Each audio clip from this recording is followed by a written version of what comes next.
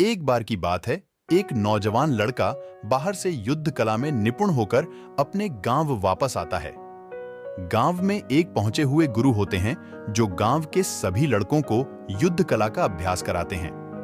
वह लड़का एक दो दिन गांव में घूमता है और यह जान लेता है कि इस गांव में प्रसिद्ध होना है तो इस गांव के गुरु को युद्ध में हराना होगा।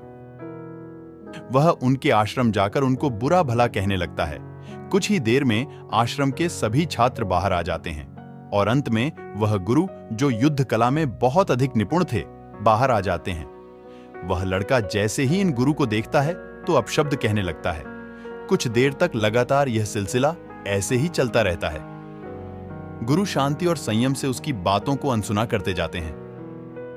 इससे लड़का और अधिक चिढ़ जाता है और उनके पूर्वजों को ना जाने क्या क्या कहता रहता है। बहुत देर तक जब गुरु कुछ नहीं करते हैं तो वह लड़का और अपशब्द कहकर फिर उस आश्रम से वापस चला जाता है। जब वह गुरु अंदर आते हैं तो आश्रम के सभी छात्र फिर कहने लगते हैं, आप इतने कायर कैसे हो सकते हैं?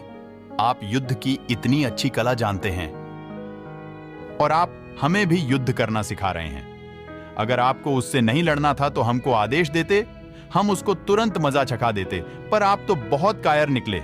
हमें आपसे यह उम्मीद नहीं थी। गुरु पहले शांत रहते हैं और अंत में जब सब अपनी बात कह देते हैं और गुरु को दोषी ठहराते हैं, तब वह शांत होकर अपने शिष्यों से कहते हैं, मुझे एक बात बताओ, अगर कोई तुमको कुछ देना चाहता है और अगर तुम उसको नहीं लेते तो फिर वह वस्तु कहां जाती?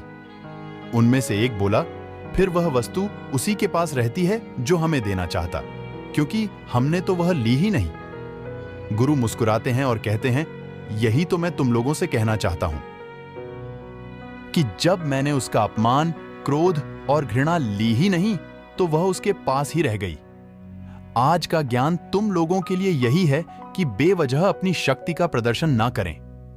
जीवन में तुमको बहुत मूर्ख और ऐसे लोग मिलेंगे जो बेवजह तुम्हें मुसीबत में डालना चाहेंगे। ऐसे समय में संयम रखें और इस बात पर गौर करें, क्या वह वस्तु जो वह दे रहा है लेने लायक है या नहीं। अगर वह आपको अपमान दे रहा है तो आप उसको तनिक भी ना लें और वहां शांत रहे।